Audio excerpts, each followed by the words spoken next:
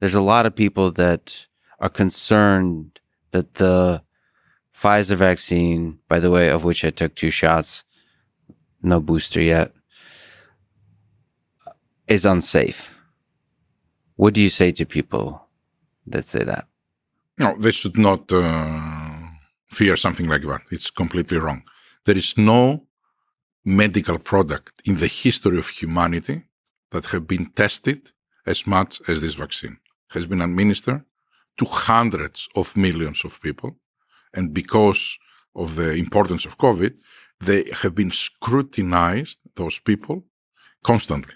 Right now, healthcare authorities are looking for every single signal around the world of people that they got the vaccine and try to see if it is vaccine related or not.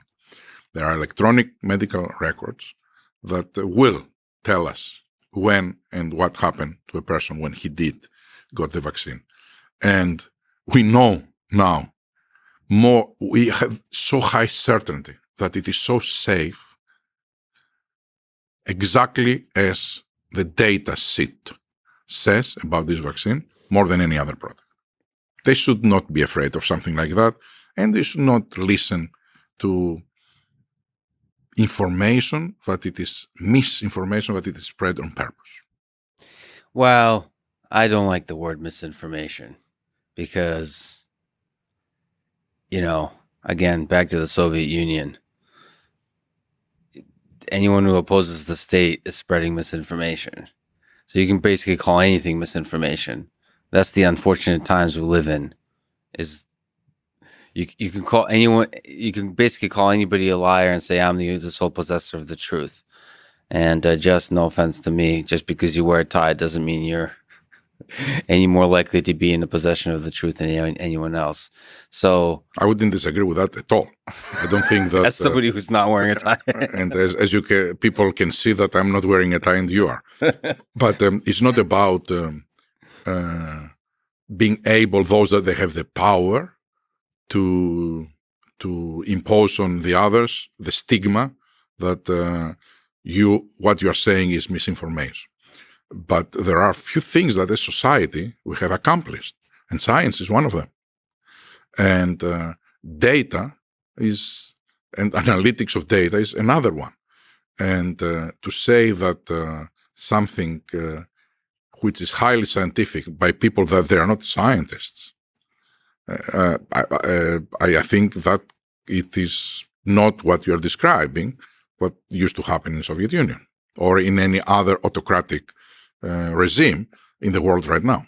But I definitely do think that the scientists, the public science communicators I've listened to over COVID have really disappointed me because they have not spoken with empathy. They haven't sufficiently, in my view, have put their ego aside and really listened to people. Yes, people that don't have a PhD, people who have not really, maybe you've not even taken like a biology course in college or something like that. But still, they have children. They worry. They fear. They don't know who to trust. They don't know if they should listen to the CEO of Pfizer, who might have other incentives in mind, who might just care about money and nothing else.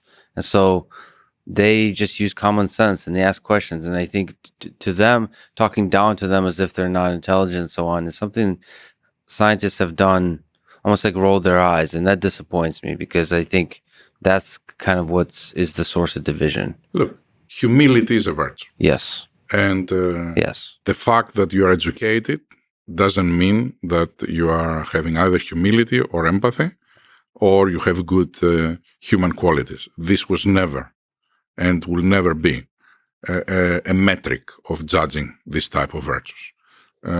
Those that they do this, they're wrong. And actually, they are not doing good service to the public health because they're undermining. People are not stupid. They see if you are not be respecting them, and if you are not respecting their need to learn, because that affects their health, the health of the mother, of the kids. So I fully agree with you that we should be very patient to explain again and again and again what is happening. And the vast majority of the people that they don't get vaccinations right now is because they're afraid. It's not for any other reason. It's not that they have an agenda. What I'm saying it is there is a small number of people that they have made business for them to profit from this anxiety. I'll give you an example. I have been arrested by FBI. This is what someone wrote. I read it. I laughed. I mean, okay, this is where they take it. There was a reason why they wrote it that. The Pfizer CEO was arrested FBI because they want to create doubts in the minds of the people that they're afraid and say, look, if FDA arrested him, likely I will not do the vaccine.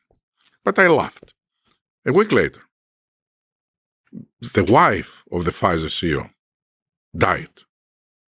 There is a picture in this website of my wife. Someone sends to me. Now I'm pissed. I'm not laughing. I try to find my kids to tell them, if you read something, mom is fine. Don't worry. Then I remember that she has very old parents back in Greece. We start calling them to making sure, because you know that will be picked up by Greek newspapers and they will publish it, okay? They are those people that wrote these things. They know very well that my wife didn't die and died because she was vaccinated, right? So this is the narratives that they are on purpose forming to profit from the stress and the anxiety of good people. And that's something I have to kind of, people that listen to this, that kind of doubt institutions. I do also want to say that there's quite a few folks who realize they can make money from saying the man is lying to you. The government is lying to you. It's all corrupt. It's all a scam. Big Pharma is lying to you. They're manipulating you. I'm surprised at how much money can be made with that. Yeah. And it's sad. So you have to, just as people use their common sense to be skeptical when listening to politicians and powerful figures, they should be skeptical to also when listening to sort of the conspiracy theorists, or not even the conspiracy theorists, but people who raise questions about institutions. Think on your own. Think critically with an open mind that everyone can be manipulating you, but also everybody has the capacity to do good. And I think science in its pure form, not when entangled with institutions, is a beautiful thing. And in the hands of many companies, it is a beautiful thing at scale.